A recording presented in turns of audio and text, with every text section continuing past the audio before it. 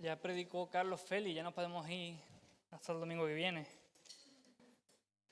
Saben más de la Biblia que yo.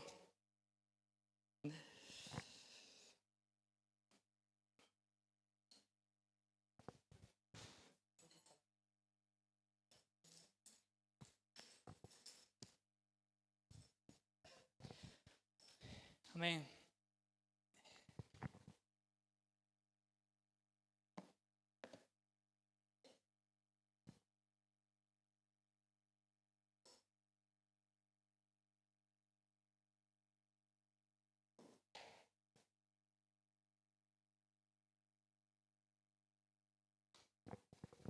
Pues sí, llegará el día en el cual nuestros ojos verán a Jesús llegar a este mundo e irrumpir en este mundo lleno de tanto sufrimiento, lleno de tanto dolor, de tanta angustia. Un día el Señor llegará y todo eso se acabará. Amén. Y como iglesia, pues anhelamos ese día como creyentes, como su pueblo. Deseamos el día en el cual eso acontezca, ¿no? Y como dice, cantamos Maranata, ven Señor Jesús. Amén. Ese debe de ser nuestro cántico. Ven Señor Jesús, ven pronto, como dice Apocalipsis. Inclina tu rostro y vamos a hacer una oración. Padre eterno, Dios soberano y creador de todas las cosas, Jesús, venimos delante de ti, Señor. Mi oración en esta mañana es que tu Espíritu Santo, Espíritu de Cristo, tú puedas obrar en nuestra vida, puedas obrar en medio de los hermanos, en medio de la iglesia, trayendo un entendimiento, Jesús. Aquellos que ya han entendido tu gracia y tu amor, Jesús, que tú puedas obrar en sus vidas trayendo una revelación aún mayor de quién tú eres, un entendimiento en el corazón y la mente de las personas, Señor, de manera que podamos corresponder a tu amor y a tu gracia, Señor. Y aquellos que aún no han entendido, Jesús, aquello que tú hiciste por nosotros, Señor, el precio que tú pagaste para salvarnos, el amor demostrado, un grande amor demostrado, Señor, que en esta mañana nosotros podamos, Señor, aquellos que no han entendido puedan comprenderlo, Señor. Como Pablo oró, danos un espíritu de revelación y sabiduría en tu conocimiento, Señor. Dios, libra a tu iglesia de simplemente recibir información que no nos transforme, Señor, sino ayúdanos a comprender tu palabra de manera, Señor, que eso transforme nuestro corazón, transforme nuestra mente y podamos vivir conforme a tu imagen y semejanza, Señor. Te lo pedimos en el nombre que es sobre todo nombre, que se haga conforme a tu voluntad, en el nombre de Cristo Jesús. Amén y amén. Hermanos, en todas las casas, en todas las familias, siempre hay, aquellos que son varios hermanos, en casa siempre hay uno más trabajador que el otro y uno más perezoso que el otro. No sé si pasa en tu familia o con tus hermanos que tú puedas decir, mira, el pequeño es un flojo y le cuesta la misma vida todo. Tú le pides un favor y resopla 1000 veces. En cambio, el mayor es más activo. Tú estás siempre dispuesto a cualquier cosa que tú le pides, ahí está él. Siempre hay en las familias ese tipo de personas. Y hoy hablaremos de dos tipos de dos familiares. Dos hermanas cuyo corazón es así, una más para ella que la otra. Saben ya por dónde voy, ¿no? Lucas capítulo 10, Marta y María. Lucas capítulo 10, versículo del 38 al 42.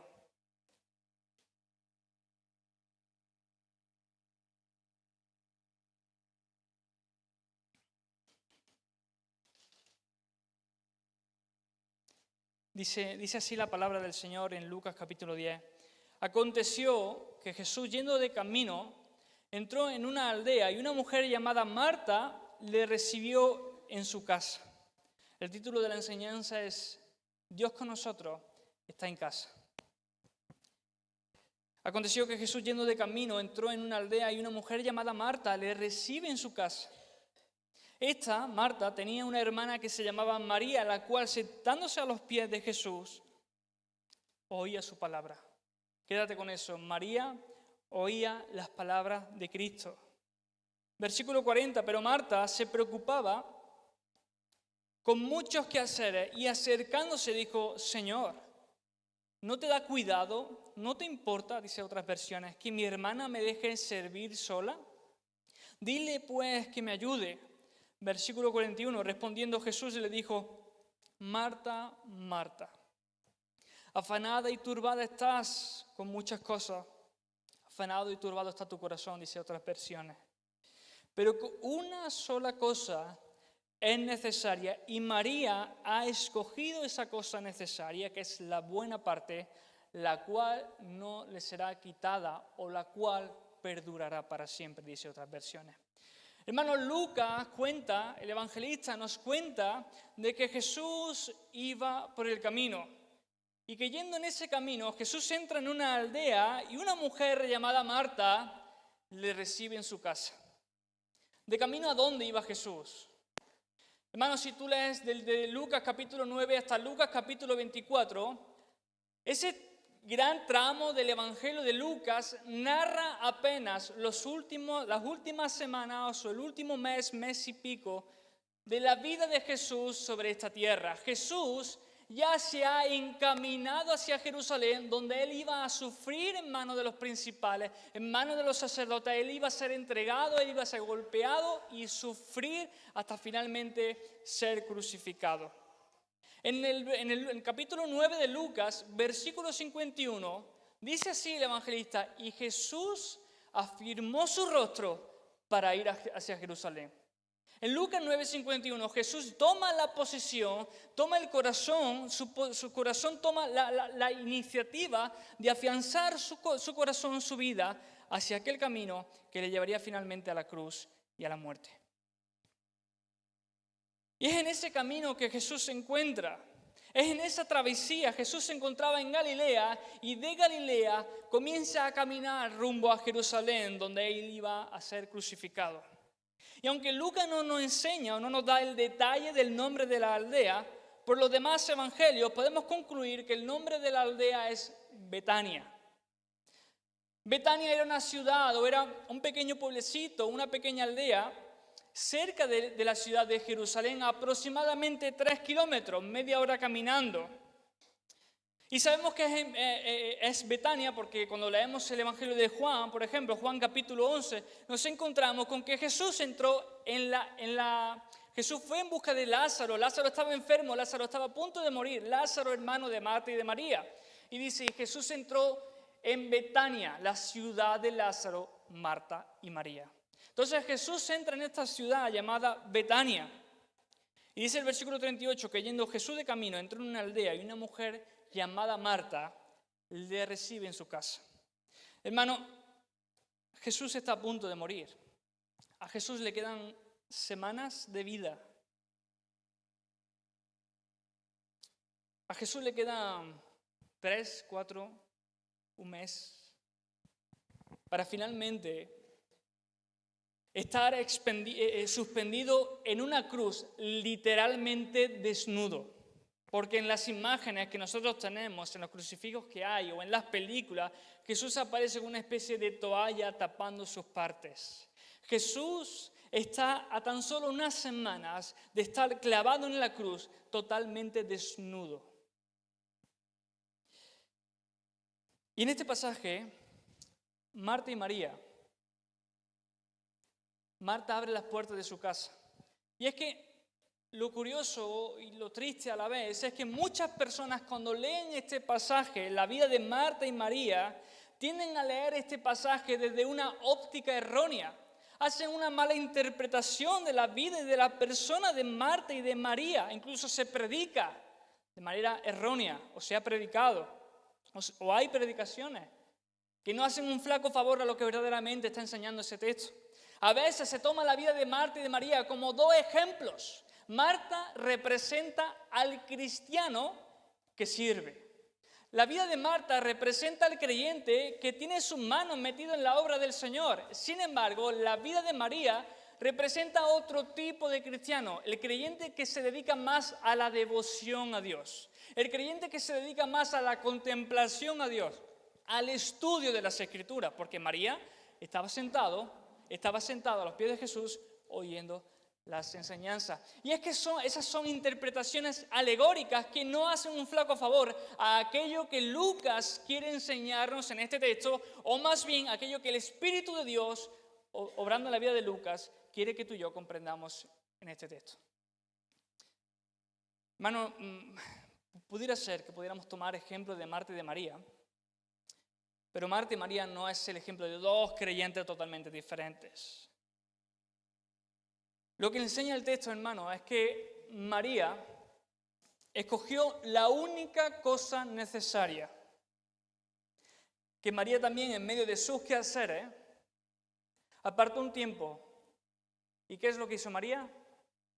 Oír las palabras de Cristo. En eso consiste la historia de Marta y María. El énfasis está en oír las palabras de Cristo. Hermanos, Marta no es incrédula. Hay creyentes que achacan a la persona de Marta y Marta no es incrédula. Marta es una creyente fiel. Las 3 ocasiones que aparecen en el Evangelio de Juan, las 3 aparece sirviendo al Señor con una devoción. De hecho, cuando Lázaro está a punto de morir, en Juan capítulo 11, y Jesús le habla acerca de la resurrección, tu hermano va a resucitar. Y Marta le dice, sí, yo sé que resucitará en el postrer día, en el día de la resurrección, Él resucitará. Y Jesús le dice, no, resucitará hoy. ¿Tú crees? Y Marta le dice, sí, yo he creído. Habla de un pasado. Yo he creído que tú, Jesús, eres el Cristo. Marta era una mujer que creía que Jesús era el Cristo, a diferencia de incluso muchos de los discípulos que le seguían día tras día.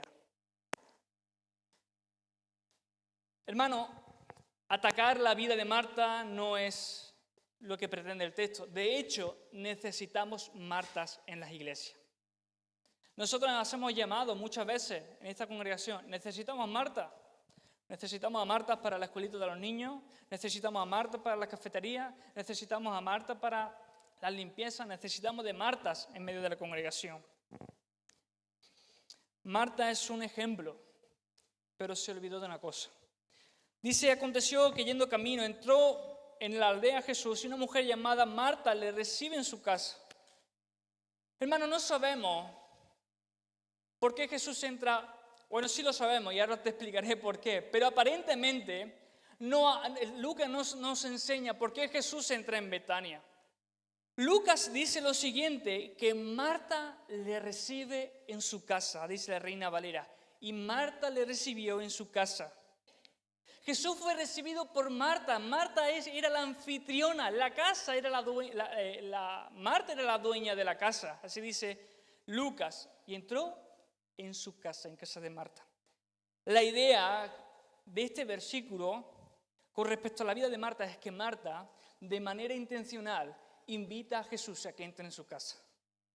Es Marta que no sabemos si ellos se enteran por boca de que Jesús está llegando a Jerusalén y eso llega a oídos de Marta y de María, que Marta de manera intencional busca a Jesús y Marta abre las puertas de su casa para que Jesús entre en su vida o en su casa. Marta no quería desaprovechar la oportunidad y María tampoco quería desaprovechar la oportunidad. María se sienta a los pies de Jesús en medio de sus quehaceres y comienza a oír a Jesús como un discípulo más. Solamente los discípulos se sentaban a los pies del maestro.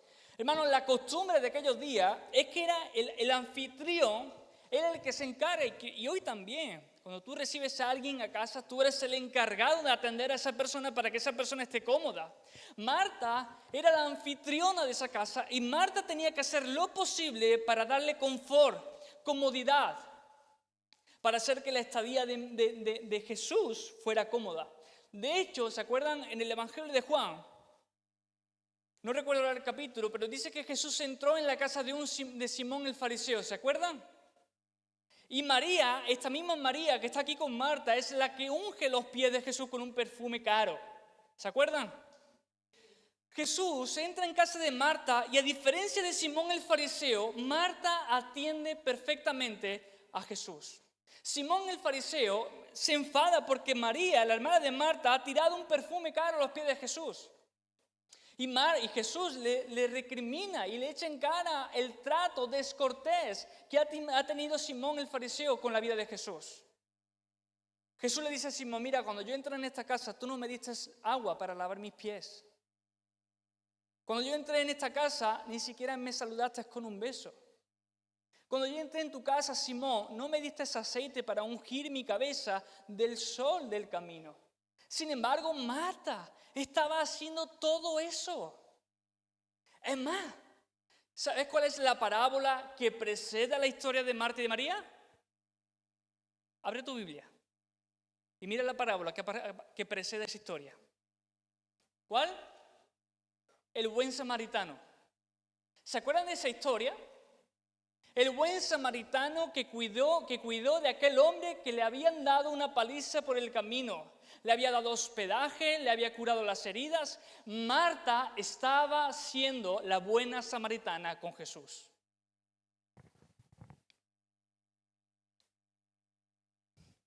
¿Han visto The Chosen? ¿Han visto ese momento en el cual Marta está sirviendo y se indigna al ver a María? Hermanos, Marta estaba haciendo todo lo posible para que Jesús se sintiera cómodo en casa. Y en medio de esos quehaceres, el corazón de Marta se preocupa, se turba, se afana y le da una orden a Jesús. Dile a María. Dile a María. Hermano, no era algo habitual ver a una mujer sentada a los pies de un rabí, de un maestro. Y mucho menos era habitual en aquella época ver a una mujer sentada a los pies de un hombre. De hecho, cuando un rabí, cuando un maestro entraba en alguna sala, entraba en algún lugar, las mujeres se tenían que ir fuera. Cuando un rabí entraba en una casa, las mujeres podían oír la enseñanza del rabí desde otra habitación. Sin embargo, allí estaba María, a los pies de Jesús, escuchando a Jesús como un discípulo más. Versículo 39, la cual sentada a los pies de Jesús oía su palabra. Hermanos, tenemos aquí el corazón dócil y la disposición de obediencia de María frente al activismo y la preocupación del corazón de Marta. Cuando Marta vio aquello, piensa en aquel momento. ¿Habéis escuchado cuando el café sube? El sonido que hace cuando el café sube de la cafetera. Pues ese fue el mismo ruido que había en la mente de Marta cuando vio con todas las cosas que había que hacer y ve a María sentada a los pies de Jesús. El café hirviendo. Hermano, el foco de esta enseñanza no está ni en el activismo, ni en las preocupaciones de Marta, ni en la buena actitud de María. El foco está en oír las palabras de Cristo. Ese es el foco de la enseñanza de este texto.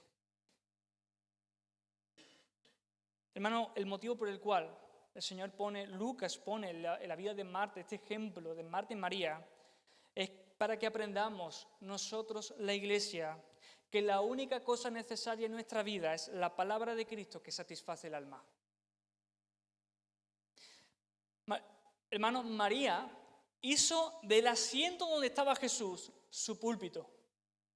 María hizo su humilde asiento a los pies de Jesús. María hizo de toda la sala donde estaba Jesús el templo en la cual la misericordia de Dios había llegado a esa casa. María había hecho de aquel lugar el santuario donde Dios se acercó al corazón pecador con la gracia inmerecida. Y hermano, yo mientras meditaba en este pasaje, yo tenía otra intención. Yo tenía la intención de predicar primero de Marta, luego de María, y finalmente poner el foco en el tercer sermón en la vida de Jesús.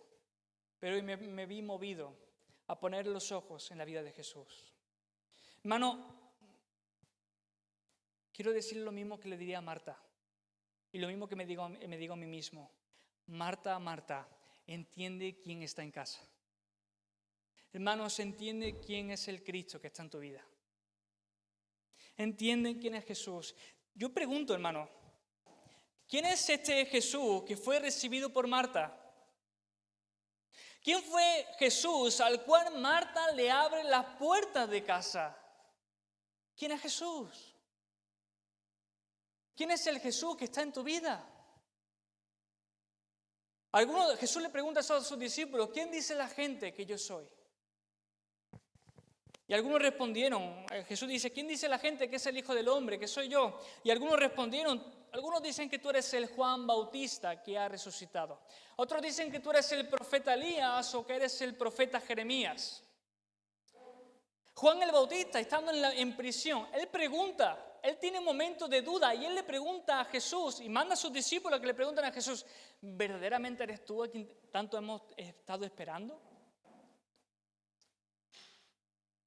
Hermanos, los líderes religiosos no sabían dónde encajar la persona de Jesús. Nicodemo se acercó a Jesús llamándolo de rabí. Algunos fariseos llamaron a Jesús, tiene a Belcebú. Por el poder de Satanás echa fuera los demonios, decían los fariseos. E incluso Pilato, ¿se acuerdan? Pilato le preguntó a Jesús, ¿eres tú el rey de los judíos? La gente que le preguntaba, ¿quién eres tú, Jesús? E incluso cuando Jesús estaba en la cruz, le dijeron, si tú eres el Cristo, baja de esa cruz. Hermano, yo pregunto, hermano, ¿entiendes quién es el Cristo que está en tu vida? Marta, ¿entiendes quién es el Jesús que entró por las puertas de tu casa al cual tú le has abierto las puertas de tu vida? Dice Juan lo siguiente, capítulo 1, versículo del 1 al 3. En el principio ya existía el Verbo, y el Verbo estaba con Dios, y el Verbo era Dios. Y Él estaba con Dios en el principio, Cristo Jesús. Por medio de Él todas las cosas fueron creadas, y sin Él nada de lo que ha sido creado llegaría a existir.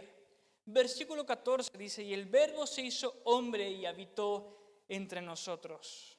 Y contemplamos su gloria, gloria que corresponde al unigénito Hijo de Dios, lleno de gracia y de verdad. Hermano, Juan comienza su evangelio narrando la vida de Jesús, no desde el nacimiento de Jesús en Belén, ni tampoco desde el ministerio de Jesús en Galilea. Juan, comienza a narrar la vida de Jesús desde antes del comienzo, desde antes de Génesis. Antes de que existiera todo, Jesús ya existía. Todo lo que existe, hermano, todo lo que existe, todo lo que nuestros ojos ven, todo lo que nuestros ojos contemplan en este mundo fue creado por el mismo Cristo. Y sin Jesús, nada de lo que existe existiría jamás, porque Él es el que sustenta todas las cosas. Marta, entiende el Cristo que está en tu vida. Hermanos, esto es una locura lo que Juan está diciendo. Juan está diciendo que aquel Dios eterno que habitó en la eternidad, de repente irrumpió en la humanidad. Hermanos, esto es algo totalmente loco lo que Juan está diciendo. Jesús es la manifestación como el gran revelador de Dios a la humanidad. El apóstol Pablo dice en Colosenses que Cristo Jesús es la imagen del Dios invisible. ¿Tú quieres ver quién es Dios? Mira a Jesús. Mira a Jesús. Hebreos capítulo 1 dice que Jesús es el resplandor de la gloria de Dios. Hermanos, eso es una locura, pero si quieres ver una locura mayor, en el versículo 14 dice, y el Verbo se hizo hombre y habitó entre nosotros. Y contemplamos su gloria, gloria que le corresponde al único Hijo de Dios lleno de gracia y de verdad. Hermanos, Juan añade que ese Hijo eterno de Dios se encarnó y vivió entre nosotros. Jesús habitó entre nosotros. Hermanos, la encarnación de Dios es el mayor milagro registrado entre las hojas de la Biblia. La encarnación del Dios eterno es el mayor milagro que tú puedas leer sobre tu Biblia. Mayor milagro que el mar abriéndose en dos para que su pueblo pasara. Cualquier milagro de cojos, de ciegos, de paralíticos, de leprosos y de muertos resucitados. La encarnación es el milagro más grande y más glorioso que tenemos en las Escrituras. El Dios eterno que vivió siempre, que no tuvo comienzo, entró en este mundo. Eso es la encarnación, hermano. Y ese Dios entró en casa de Marta y María. Ese Dios entró en tu vida, hermano. La humanidad y la divinidad uniéndose. Hermano, Jesús no es un filósofo. Jesús no es un filósofo con pensamientos e ideas filosóficas. Hay enseñanza de Jesús, ¿no? La regla de oro. Haz con los demás lo que a ti te gustaría que te hicieran. Jesús no es un filósofo.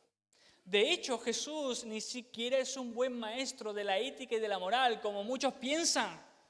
Las enseñanzas de Jesús fueron algo... Jesús no pretende ser un maestro para ti, para que tú aprendas a ser un ciudadano ejemplar. Si te golpean, pon la otra mejilla.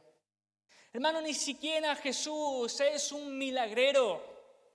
Ven a Jesús y todos tus problemas, todas tus dolencias, todos tus dolores y tus enfermedades se acabarán. Hermano, Juan está diciendo que Jesús es el Dios eterno. Y si Jesús es el Dios eterno de nuestra vida, toda nuestra vida tiene que girar en torno a Él.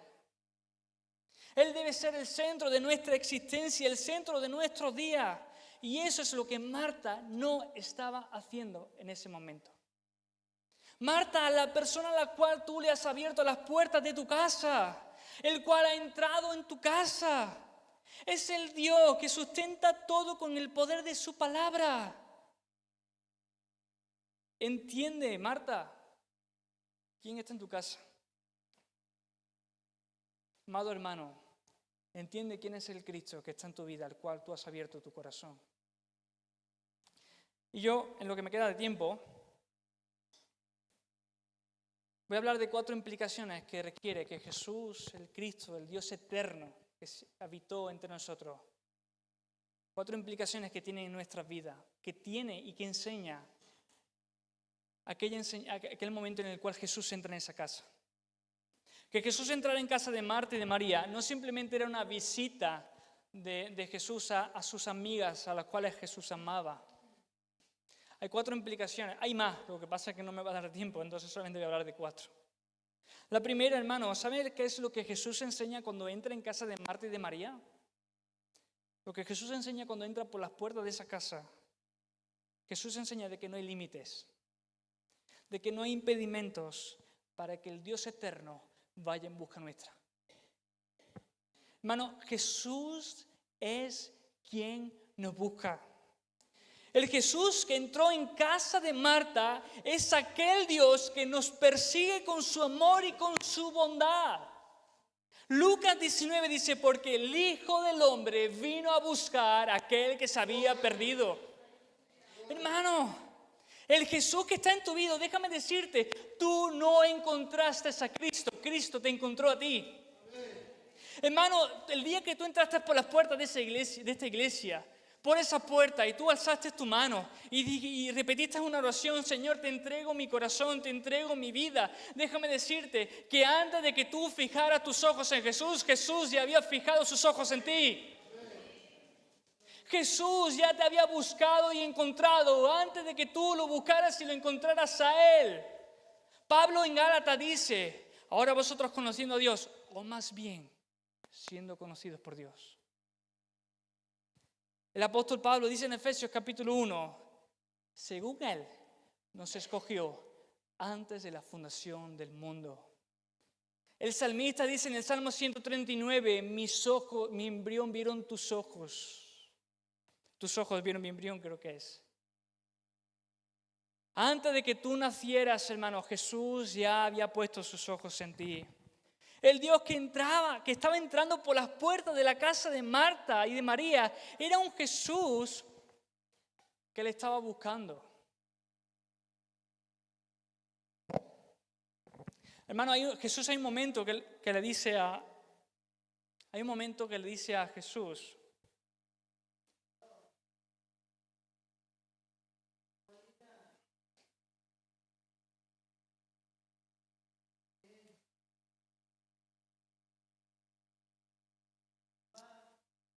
cuando Jesús le dice a Marta, Marta, Marta, turbada y afanada, una sola cosa es necesaria. Lo que Jesús le está diciendo, hay gente que interpreta este texto y leyendo un poco, hay gente que piensa que Jesús le está diciendo a Marta, porque Jesús iba ya camino a la cruz. Y muchas personas piensan cuando leen ese pasaje que Jesús le dice una cosa era necesaria, muchos interpretan ese texto como que Jesús le estaba diciendo a Marta, mira Marta, con un huevo frito me hubiera conformado. Marta, lo que tú estás haciendo es, yo no quiero un banquete, yo simplemente quiero un momento de descanso. Con un arroz y 2 huevos yo me hubiera conformado. Y hermano, ver ese texto de esa manera es verlo demasiado materialista y humanista. Hermano, el Dios que entró por las puertas de la casa de Marta y María es el Dios que intencionalmente entró en esa casa. Si tú miras geográficamente, Jesús se encontraba en Galilea y desde Galilea a Jerusalén, Betania no pilla de paso. ¿Sí sabías eso?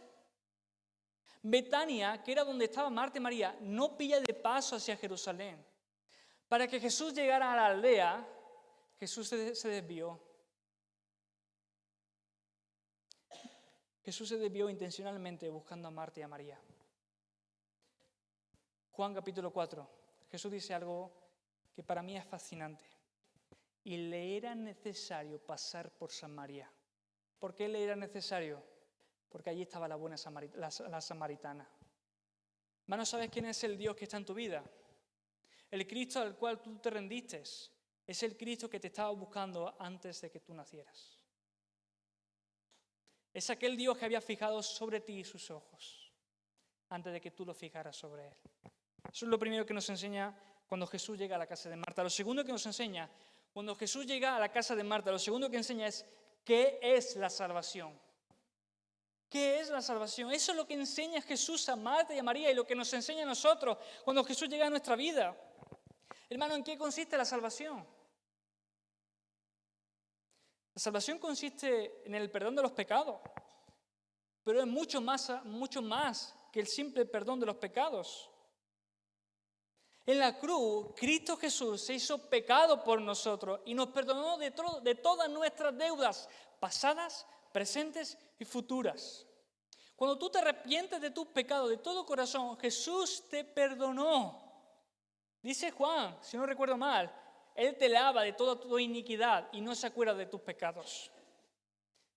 La salvación, además del perdón de nuestras ofensas, Juan capítulo 1, versículo 14 dice, y el Verbo se hizo hombre y habitó entre nosotros y contemplamos su gloria, la gloria que corresponde al único Hijo de Dios, lleno de gracia y de verdad. Cuando Jesús entra por las puertas de Marta y María, lo que nos está enseñando y lo que le estaba enseñando a Marta y a María es en qué consiste la salvación. Hermanos, ¿saben en qué consiste la salvación? En conocer a Dios. En conocer a Dios más y más cada día de tu vida. Jesús vino para salvarnos y la manera en la cual vino para salvarnos fue mostrar la gloria del Padre, dice el versículo 14 en Juan capítulo 1. Hermano, ¿por qué nos reunimos aquí domingo tras domingo? ¿Por qué venimos todos los domingos a este lugar si ya tus pecados fueron perdonados? Si tú ya fuiste perdonado, ya eres salvo, ¿para qué vienes el domingo? El motivo es porque domingo tras domingo abrimos las Escrituras y el Padre se nos es revelado cada vez más. Hermano, ¿tú sabes en qué consiste la vida eterna? En conocer a Dios, no en adquirir información sobre quién es Jesús, sino en conocer a Dios. Juan 17:3. En esto consiste la vida eterna, en que te conozcan a ti, al único Dios verdadero y a Jesucristo a quien tú has enviado. ¿Sabes lo curioso, hermano, de esto? Que la historia de Marta y María está colocada de una manera intencional por el Espíritu de Cristo inspirando a Lucas. ¿Cuál es la parábola que precede a Marta y María? Habíamos dicho. ¿Cuál era? El buen samaritano. ¿Y cómo empieza la parábola del buen samaritano? Un intérprete de la ley le hace una pregunta a Jesús. ¿Cuál es esa pregunta? ¿Qué tengo que hacer para heredar la vida eterna? La respuesta de Jesús es conocer al Cristo que entró en tu vida. En eso consiste la vida eterna, no solamente en el perdón de tus pecados, es que tú conozcas todos los días de tu vida, desde que tú le entregaste tu corazón a Cristo, que tú conozcas día tras día al Dios que te salvó en aquella cruz. Eso es la vida eterna y esto es lo que nos enseña Jesús entrando por las puertas de aquella casa. Lo tercero que nos enseña Jesús entrando por aquellas puertas es cuál es el deseo eterno en el corazón de Dios. Hermanos, Cristo Jesús es la encarnación de Dios. En la vida de Jesús nosotros podemos ver cuál es el deseo que hay en el corazón de Dios en la eternidad. Pablo lo llama el propósito eterno de Dios. Jesús entrando por las puertas de aquella casa nos está enseñando cuál es el anhelo más profundo que hay en Dios eterno. Mira, cuando Jesús está en el río Jordán y Él es bautizado, Jesús sube de las aguas y se oye una voz. ¿Se acuerdan? Es la voz del Padre diciendo, este es mi Hijo amado, el cual me da complacencia, me da placer.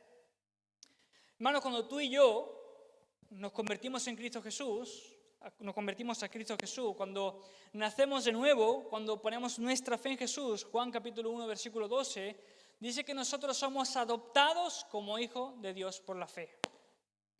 Es decir, cuando tú naces de nuevo, tú te conviertes en un hijo de Dios. Pero no todos los hijos de Dios complacen al Padre. Para complacer a alguien, tú tienes que conocer aquellas cosas que le gusta a esa persona, ¿o no? Para tu esposo, tú complacer a tu esposa, tú tienes que conocer aquellas cosas que tu esposa desea, le gustan, le agrada. Yo he conocido un esposo que le regaló a su esposa una televisión para él ver el fútbol. Tú no le regalas nada a tu mujer que a ti te gusta, que solamente te gusta. Yo le regalo a Malú un libro y tal como se lo doy, me lo devuelve.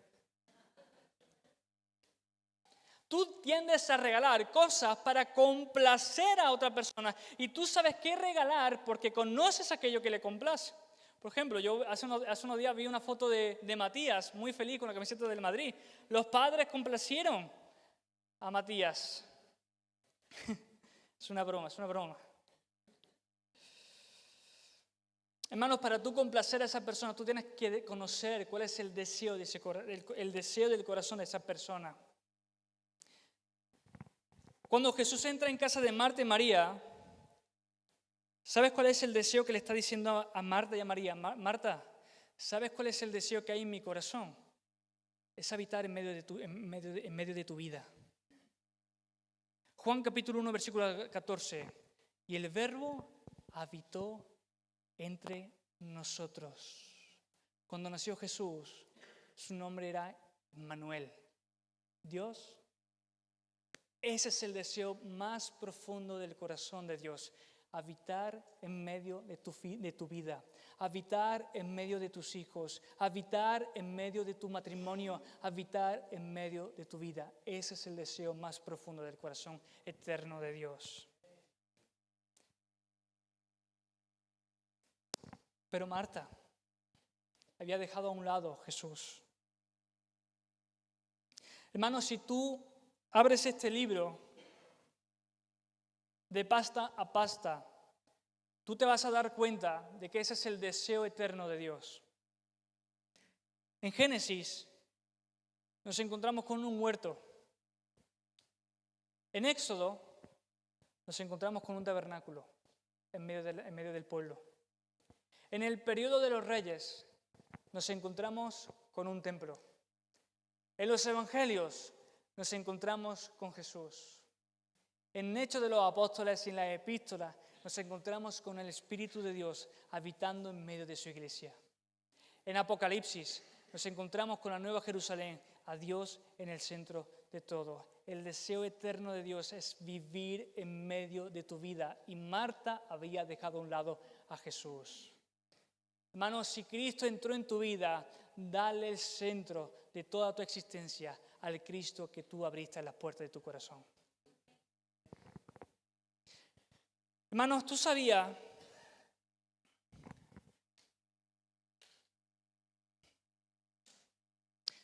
Jesús, cuál era su profesión? ¿Cuál era? Era carpintero. Y nosotros hemos tendido a pensar que Jesús era el carpintero que hacía mesitas de noche. Jesús era el carpintero que hacía taburetes y mesas para comer.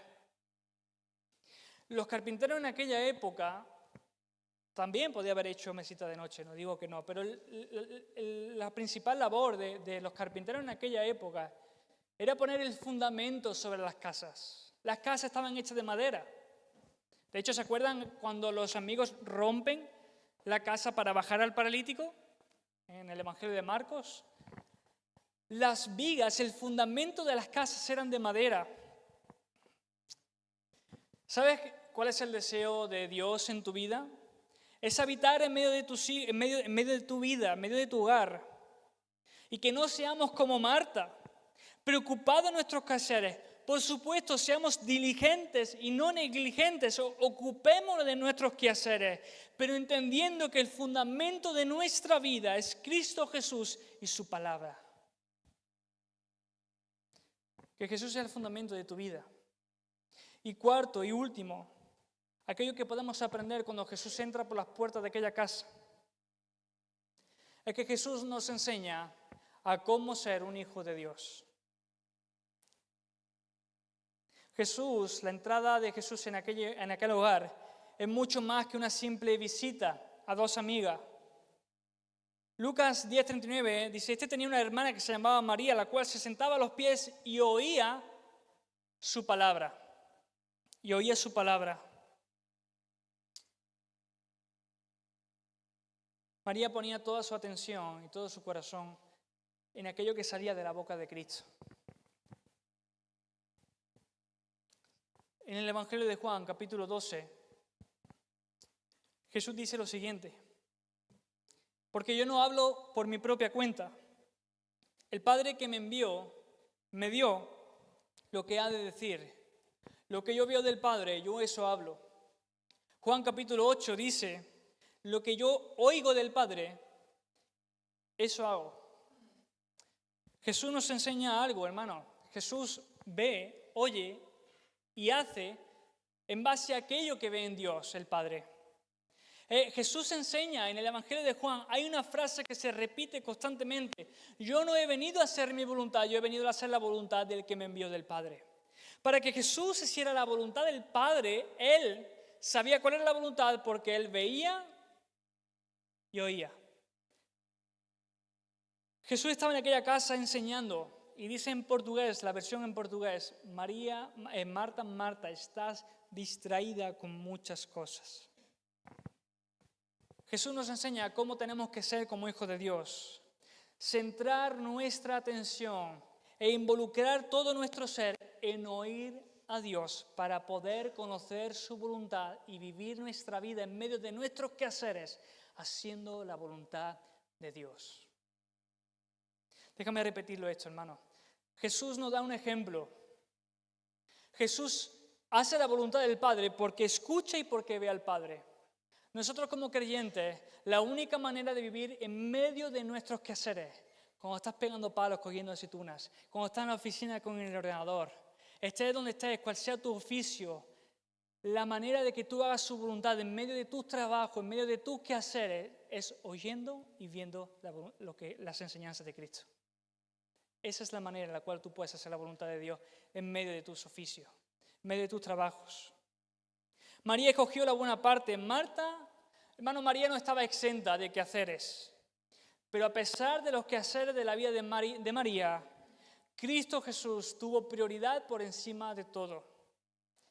Esa es la palabra de Dios, lo que nos enseña a vivir, a cómo hacer la voluntad de nuestro Dios. Hermano, y termino con esto. A veces nos involucramos en tantos proyectos, en tantos sueños, en tantos deseos, en tomando tantas decisiones en nuestra vida, dejando a un lado la voluntad de Dios. o sin tomar en cuenta cuál es la voluntad de Dios para nuestra vida. Y hay personas que pretenden saber, ¿será que Dios quiere que yo sea un predicador? ¿Será que Dios quiere que yo sea alguien que haga algo para Él dentro de la iglesia? Quizás la voluntad simple y sencilla de Dios es que tú seas un padre como Dios manda. Quizás la voluntad simple y sencilla de Dios para tu vida es que seas un padre y una madre que pongan a Cristo como el centro de su hogar. Oír a Jesús es la manera de vivir en este mundo lleno de quehaceres, poniendo a Jesús en el centro. Oyendo las palabras de Cristo es la manera de vivir en medio de nuestros quehaceres, con paz y no con un corazón turbado y afanado como Marta tenía. Déjame hacer un resumen para concluir. Cuando Jesús entra por las puertas de aquella casa, la visita de Jesús no es simplemente la visita de un maestro, un filósofo o un milagrero. Es la presencia del Dios eterno. El día que tú le abriste tu vida y tu corazón a Cristo, tú no le abriste tu vida a un maestro, tú le abriste la vida, las puertas de tu vida, al Dios eterno que se hizo carne. Cuando Dios entra en casa de Marta y de María, Él enseña una cosa, que Él es el Dios que nos busca antes de que nosotros lo buscáramos a Él. De que Él es el Dios que nos enseña en qué consiste la salvación. La salvación consiste en conocer cada día más y más a nuestro Señor. Lo tercero que Jesús nos enseña es cuál es el deseo eterno en el corazón de Dios. Y es habitar en medio de tu casa. Y cuarto y último, que Cristo entrara por las puertas de la casa de Marta nos enseña a cómo ser un hijo de Dios. Y un hijo de Dios conoce cuál es la voluntad de Dios porque oye las palabras de Cristo. Amén. Hermanos, que seamos como María, que seamos como Marta, ocupados en nuestros quehaceres, pero en medio de nuestros quehaceres apartemos nuestra prioridad para pasar tiempo oyendo la voz de nuestro Señor. Amén. ¿Por qué no inclina tu rostro y oramos en esta mañana? Padre eterno, gracias por tu palabra. Te pedimos perdón, Señor, porque en medio de nuestros quehaceres nos involucramos tanto en nuestra rutina, Señor, que a veces dejamos a un lado la cosa necesaria, tus palabras de vida. Pedro dijo, ¿a dónde iremos si solamente tú tienes palabras de vida eterna? Señor, tú dijiste, las palabras que yo os he hablado son espíritu y son vida. Ayúdanos, Señor, que en el trajín de nuestros días podamos apartar tiempo para estar contigo, Señor. A ser diligentes en nuestros quehaceres, pero que tú seas lo principal y primordial en medio de nuestra familia, en medio de nuestro matrimonio, en medio de nuestros hijos, Señor. Oh Jesús, sé el centro de nuestra vida, porque tú nos buscaste antes de que te buscáramos a ti, Señor. Queremos experimentar la vida eterna y la vida eterna consiste en conocerte cada día más y más, Señor. Te lo pedimos, Padre, en el nombre de Jesús. Amén.